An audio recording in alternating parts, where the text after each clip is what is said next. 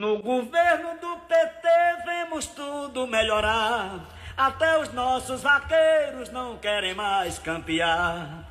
Ao invés de um cavalo, compram moto pra andar. Porque no Brasil de hoje quem compra pode pagar. Num país que só os ricos gozavam de mordomia, hoje em dia pobre e rico tem a mesma autonomia. Filho de rico e de pobre goza a mesma garantia. Homem, menino e mulher compram tudo o que quiser e pagam sem caristia. Hoje pobre borracheiro tem carro pra passear, tem TV, tem parabólica e aparelho celular. Tem agente de saúde pra poder nos visitar, nos tratando com respeito. Basta que tenha um prefeito que faça funcionar. Esquecer um pouco de fazer investimento na América Latina, esquecer um pouco de fazer investimento na África. O que aconteceu é que a China entrou. Eu disse ao presidente Trump de que faz muitos anos que o Brasil faz licitação internacional e os Estados Unidos não participam. A União Europeia não participa. Quem participa? A China. Essa é a vantagem que a China leva. A China ocupou um espaço que estava vazio pela ausência dos europeus e pela ausência dos americanos. Então, eles não podem se queixar que a China está ocupando o espaço. O espaço estava vazio. Eu vou dar um exemplo para vocês. Quando eu deixei a presidência da República em 2010, o Brasil emplacava 3.600.000 carros por ano. Quando eu voltei em 2023, o Brasil emplacava 1.600.000 carros. Menos da metade do que a gente emplacava em 2010. E havia muitas décadas que não tinha investimento novo em inovação por parte da indústria automobilística, que eram 33 empresas que estavam no Brasil, a ponto da Ford ir embora do Brasil. O que aconteceu? Quando a China vem com a Biadil fazer investimento na Bahia, imediatamente as indústrias brasileiras anunciaram para mim o investimento até 2030 de 190 bilhões de reais. Coisa que não faziam há muitos anos, Isso é a demonstração de que a concorrência, sabe, a participação da China, ela tem mobilizado as pessoas a participar. Vocês entendem por que eu deixei de ser bolsonarista, gente? Porque eu estudei, porra. É basicamente isso, porra. Eu deixei de ser bolsonarista porque eu estudei. Vocês não sabem nem o que é CAGED, cara. Vai lá, deixa ele falar, deixa eu falar. Vai lá. Deixa eu falar, por favor. Olha só, eu trouxe 5 temas aqui, eu não abordei um, meu irmão. Não consegui abordar um tema com vocês. Pelo amor de Deus, eu acho que assim, quando forem chamar pessoas, chame pessoas que entendam, pelo menos, que entenda a linguagem política. Porque chamar pessoas que não entendem nada de política, só ficar fazendo militância aqui, tá foda, porra. Não deixa nem as pessoas falar, mas vamos lá. Você falou, olha só, quem quebrou o mercado de engenharia no Brasil, que é justamente de construção civil, foi a Lava Jato, cara. A Lava Jato, ela não só pegava os ladrões que estavam envolvidos com o esquema de governo central, é fato. Elas fechavam essas empresas CNPJs. Sabe onde aconteceu isso? Na Finlândia. Sabe o que tinha na Finlândia? Uma empresa... Eu quero falar de realidade de Brasil. Eu quero falar de realidade de Brasil. Eu não quero falar de Finlândia, cara. Caralho, eu quero falar de Brasil. Dessa última pesquisa agora que saiu. Você vai deixar eu desenvolver um raciocínio, mas não? Fale de Brasil. Você sempre puxa pra Finlândia. Espera eu falar, pelo amor de Deus, e depois você fale. Por favor, vamos lá.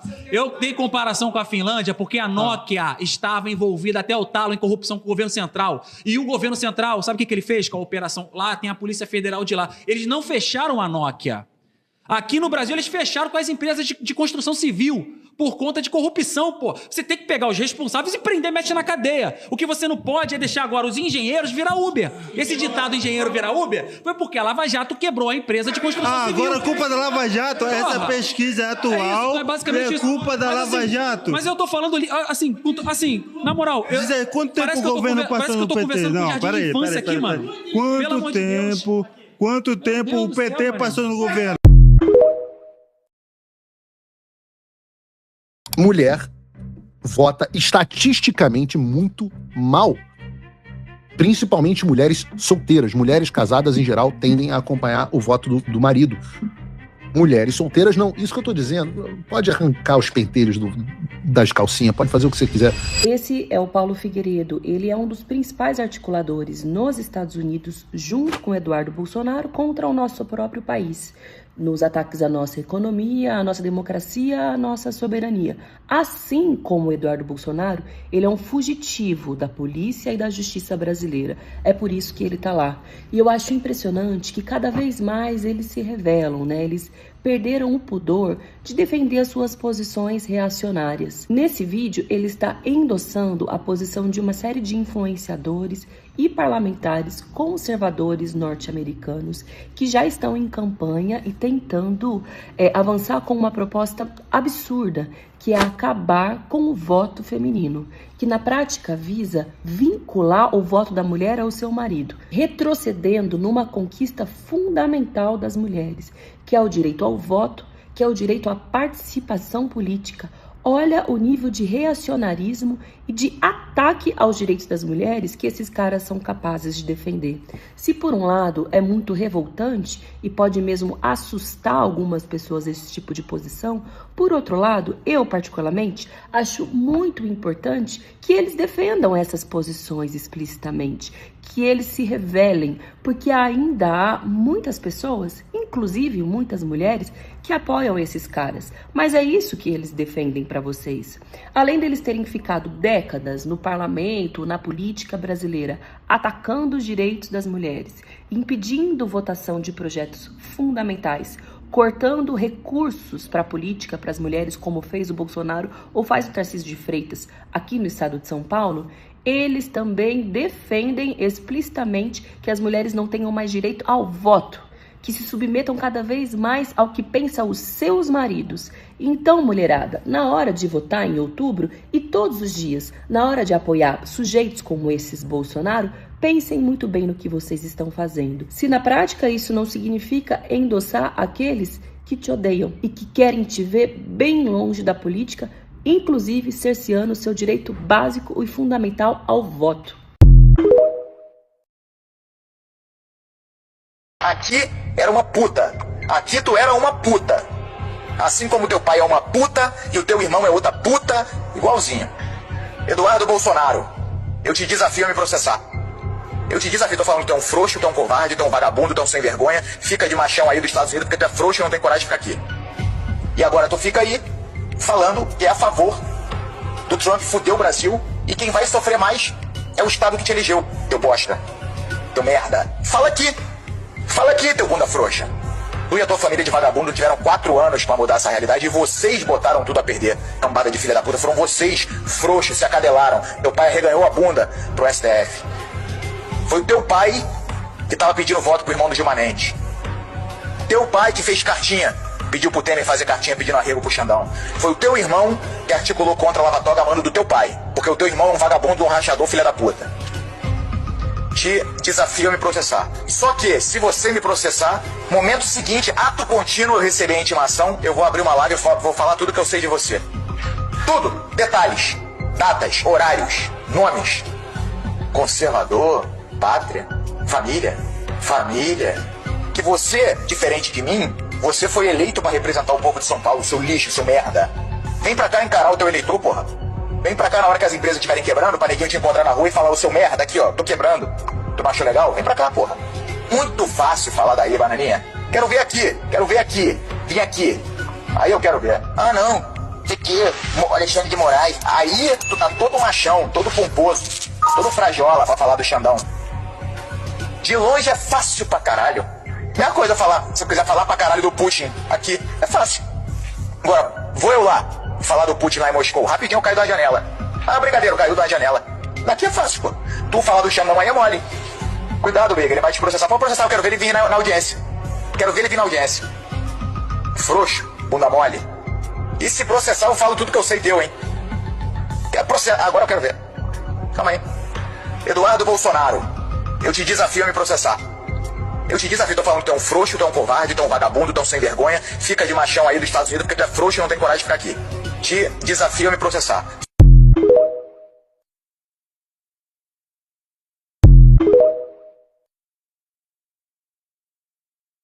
Chupa que a cana é doce, meu filho. Doce, doce como mel. O que existia antes do SUS? Era o Instituto Nacional de Assistência Médica da Previdência, o INAMPS. O que o INAMPS fazia? Ele pagava empresas privadas para atender trabalhadores de carteira assinada. E vocês sabem que o Brasil tem um nível de informalidade muito alto. Então era uma festança para os planos de saúde. Além de que tinha um monte de casos de corrupção, porque estamos falando da ditadura militar, né, gente? Quadrilhas surrupiaram bilhões do INAMPS em todo o país. Os esquemas do INAMPS deixaram um rombo de 2 bilhões de dólares. Esquema de corrupção da ditadura militar. E aí, enquanto milico e dono de plano de saúde ganhava dinheiro pra caramba, milhões de brasileiros que não tinham carteira assinada não tinham direito à saúde. E aí veio o SUS, que não foi boa vontade de nenhum político, foi luta. O SUS foi fruto de militância ativa do movimento de reforma sanitária. Desde os anos 70, eles chamavam conferências de mobilização por todo o país. Foi resultado da luta do movimento feminista. Em 84 foi publicada a Carta de Itapecerica, que é um manifesto que se defende um sistema de saúde público amplo e programas especializados para as mulheres. E tem ainda a história extraordinária das donas de casa semi-analfabetas que se organizaram em plena ditadura e tiveram um papel importantíssimo na luta pelo SUS. O governador Ronaldo Caiado, aquele cidadão arrogante que vive na televisão batendo no peito como se fosse o xerife do Brasil, aquele que adora postar vídeo de operação policial em comunidade pobre, aquele que vive cuspindo em cima do governo Lula, chamando de permissivo com o crime. Esse mesmo cidadão acabou de ser flagrado movimentando 1,360 bilhões de reais por uma instituição financeira controlada diretamente pelo primeiro comando da capital. O PCC, queridos, PCC mesmo, a maior facção criminosa da América Latina. Aquela que vende droga, vende arma, mata polícia, sequestra empresário e domina presídio. E o nosso xerife de cara amarrada, em vez de combater, estava pagando boleto para eles em silêncio. Bilhões saíram do cofre do estado de Goiás e foram parar direto na mão da quadrilha, enquanto o governador discursava na televisão sobre tolerância zero. Pois é, o policial militar Marco Aurélio Belório, de 43 anos, entrou com um processo na justiça. Ele disse ter sido obrigado a participar de reuniões da corporação num templo da Igreja Universal do Reino de Deus. Ele é católico, disse à justiça que a obrigatoriedade fere a liberdade de crença e que a medida configura abuso de poder. Disse que, pelo fato de não ter comparecido a uma das reuniões, passou a ser alvo de um procedimento administrativo. Ele pediu para que o Estado seja condenado a lhe pagar uma indenização por danos morais. O presidente de direita do Paraguai calou a boca da oposição vira-lata e consagrou Lula como o único líder permanente da América do Sul nos últimos 20 anos. O Santiago Penha foi fazer a abertura da cúpula dos chefes do Mercosul, onde está o Lula. E veja o que disse. A grande maioria de nós que estamos aqui seremos passageiros, exceto o presidente Lula, o único que se transformou numa figura permanente ao longo desses 20 anos. Mas o Lula foi preso injustamente, ilegalmente, e foi afastado com gol de mão da eleição de 2018. Eu não tenho o menor pudor de falar isso, mesmo sendo adversário do PT. Nossa, mano. E eu acho que a gente tem que aprender que na política a gente tem que vencer na urna. Esquecer um pouco de fazer investimento na América Latina, esquecer um pouco de fazer investimento na África. O que aconteceu é que a China entrou. Eu disse ao presidente Trump de que faz muitos anos que o Brasil faz licitação internacional e os Estados Unidos não participam. A União Europeia não participa. Quem participa? A China. Essa é a vantagem que a China leva. A China ocupou um espaço que estava vazio pela ausência dos europeus e pela ausência dos americanos. O presidente de direita do Paraguai calou a boca da oposição vira-lata e consagrou Lula como o único líder permanente da América do Sul nos últimos 20 anos. O Santiago Penha foi fazer a abertura da cúpula dos chefes do Mercosul, onde está o Lula. E veja o que disse. A grande maioria de nós que estamos aqui seremos passageiros, exceto o presidente Lula, o único que se transformou numa figura permanente ao longo desses 20 anos. Chupa que a cana é doce, meu filho. Doce, doce como mel. Mas o Lula foi preso injustamente, ilegalmente, e foi afastado com gol de mão da eleição de 2018. Eu não tenho o menor pudor de falar isso, mesmo sendo adversário do PT. Nossa, mano. E eu acho que a gente tem que aprender que na política a gente tem que vencer na urna. Olha só o que a polícia encontrou numa operação de combate ao desvio de dinheiro de cotas parlamentares. Na casa de um advogado, os agentes acharam dinheiro dentro de um livro falso de direito. A Polícia Federal fez busca e apreensão em endereços de pessoas e empresas ligadas ao deputado Sóstenes Cavalcante, líder do PL na Câmara. O governador Ronaldo Caiado, aquele cidadão arrogante que vive na televisão batendo no peito como se fosse o xerife do Brasil, aquele que adora postar vídeo de operação policial em comunidade pobre, aquele que vive cuspindo em cima do governo Lula, chamando de permissivo com o crime. Esse mesmo cidadão acabou de ser flagrado movimentando 1,360 bilhão de reais por uma instituição financeira controlada diretamente pelo primeiro comando da capital. O PCC, queridos, PCC mesmo, a maior facção criminosa da América Latina. Aquela que vende droga, vende arma, mata polícia, sequestra empresário e domina presídio. E o nosso xerife de cara amarrada, em vez de combater, estava pagando boleto para eles em silêncio. Bilhões saíram do cofre do estado de Goiás e foram parar direto na mão da quadrilha, enquanto o governador discursava na televisão sobre tolerância zero. Não dá para o presidente Lula tentar governar esse país se o Congresso Nacional continua infestado de ratos. Não dá para o presidente Lula tentar governar esse país sempre quando ele tenta passar uma medida a favor do povo brasileiro, como a isenção do imposto de renda até R$5 mil, o gás do povo, o fim da escala 6x1 e tantos outros projetos bons para o povo brasileiro.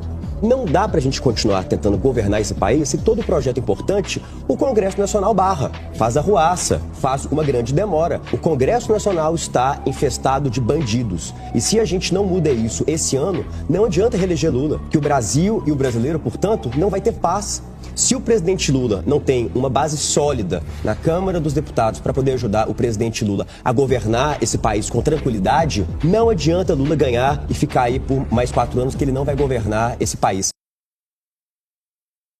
Ei, agora Lula perdeu a política. Descobri hoje, rapaz. Parece que o Bolsonaro fez uma carta, entregou a carta ao filho. E na carta dizia: meu filho, sua madrasta não é mais nada sua, ela me abandonou. Você pode fazer a campanha, você não depende mais dela. Você não depende mais dos evangelhos. Você não depende mais de Nicolas Ferreira. Você não depende mais de Cília Malafaia. Meu filho já pode andar com suas pernas. Meu filho já não é mais criança. A carta foi bonita. Na carta tinha escrito: você viu, meu filho, o empresário de Goiás que saiu com a mulher trans, é mulher trans, é?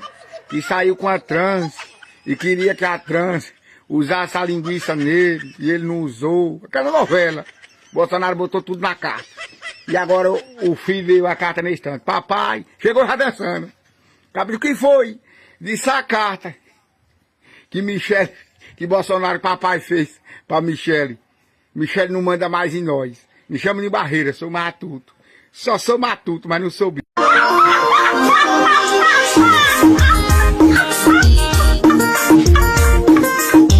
O que ficou mais notável na sexta-feira foi o Lula ter dito que o Neymar foi o primeiro convocado de home office. Home office. Todos os jornais polemizou assim. Mas onde o Lula estava quando ele falou isso? Eu perguntei pro Fabiano e depois num outro programa. Que acompanha o Lula diariamente. Que acompanha. Né? Eu falei assim, onde é que o Lula estava quando ele falou isso?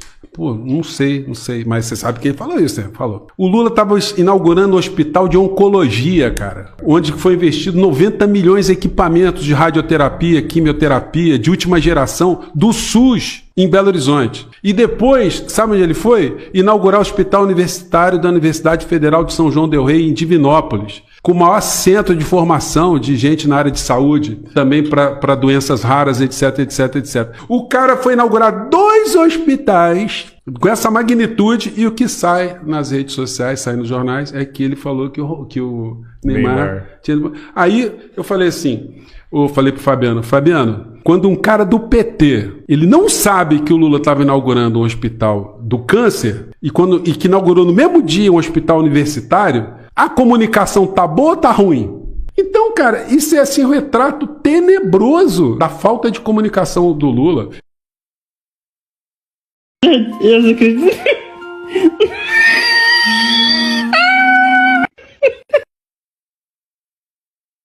Ah, gente, amiguinho Flávio é o caramba, né? Papo reto.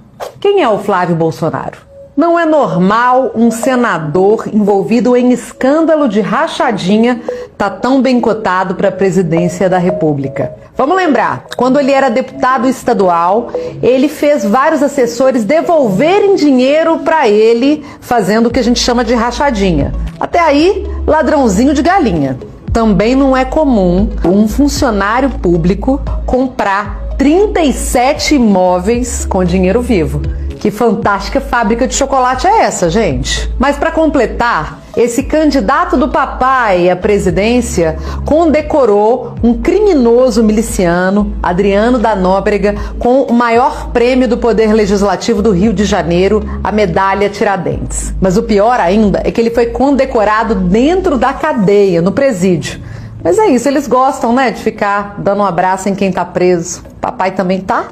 Cara de pau. Quando a gente olha para a família inteira, o que aparece é fraude, chantagem, tentativa de golpe, rachadinha, roubo de joias, falsificação de passaporte e mais uma lista longa de crimes. Mas aí que tá o ponto mais importante. Não dá para explicar o crescimento do Flávio Bolsonaro nas pesquisas dizendo: ah, é o bolsonarismo, é a polarização, é o mercado financeiro. Tem algo mais profundo por detrás. O que se consolidou no Brasil entre 2018 e 2022 é um esquema muito mais complexo que envolve um fortalecimento do crime organizado, colocando seus tentáculos no mercado financeiro, no mercado ilegal e na política. O impacto das atividades ilegais milicianas na economia brasileira chegou a 453 bilhões de reais. Nós estamos falando a 5% do PIB nessa época. Garimpo ilegal, mineração pirata, postos de combustíveis, tráfico ilegal de armas e tudo isso operado dentro do mercado financeiro. Então, quando você vê determinados movimentos políticos intervindo na agenda econômica, nomes surgindo do nada, com um crescimento exponencial nas pesquisas, não é só o bolsonarismo. É todo um grupo que tenta voltar ao poder desesperadamente e, para isso, estão jogando com tudo, inclusive com aliança com os Estados Unidos. Então, quem é Flávio Bolsonaro? Não é um amigão que faz dancinha, né, gente? Ele é uma peça importante de um sistema corrupto que envolve controle do mercado financeiro, controle territorial e controle do poder político para garantir que os ilícitos continuem blindados no Brasil. Bingo! Opa! Bets! Os Estados Unidos não ameaçaram destruir uma civilização inteira, a iraniana? Não ameaçaram jogar armas nucleares? Israel não ameaçou usar armas nucleares? Esses são os atores nucleares inimigos da raça humana e inimigos do Brasil. Nós temos que ter a coragem de dizer isso. O Lula disse agora abertamente que sua principal preocupação no próximo governo será a soberania nacional. E ele falou em defesa da soberania nacional. Defesa da soberania nacional é uma maneira sutil de dizer: olha, eu vou me preocupar com a indústria da defesa. Eu vou me preocupar com mísseis, eu vou me preocupar com submarino, inclusive nuclear, eu vou me preocupar com aviônica, portanto os meus caças, eu vou me preocupar com os meus drones, eu vou me preocupar com, por que não? Com o meu programa nuclear. Para isso nós precisamos de uma nova doutrina militar. São de novos militares. Uma nova doutrina militar. Doutrina militar abertamente nacionalista, soberanista e que encare qual é o inimigo verdadeiro do Brasil, os Estados Unidos. E que encare também que um projeto nacional é com o povo, não contra o povo. Patriotismo verdadeiro é um grande projeto nacional que inclua o povo, não aquele patriotismo por cima. Nós precisamos fabricar bomba atômica? Não. Agora, nós temos direito ao ciclo completo do enriquecimento? Temos. Nós temos que reconfigurar o Tratado de Não Proliferação Nuclear para duas coisas: desmontar os arsenais nucleares de quem tem e não ter mais arsenal nuclear no mundo. Agora, ter o direito a todo o ciclo nuclear, nós temos que ter. Se nós formos atacados belicamente com artefatos nucleares, o Brasil, nós deveríamos ter o direito de, em 30 segundos, criar uma ogiva. Por quê? Porque nós temos os mísseis, que são a principal capacidade dissuasiva. Para quê? Para ogivas convencionais. Mas nós podemos colocar uma nuclear, se formos atacados nuclearmente, temos que ter essa possibilidade. E por que não?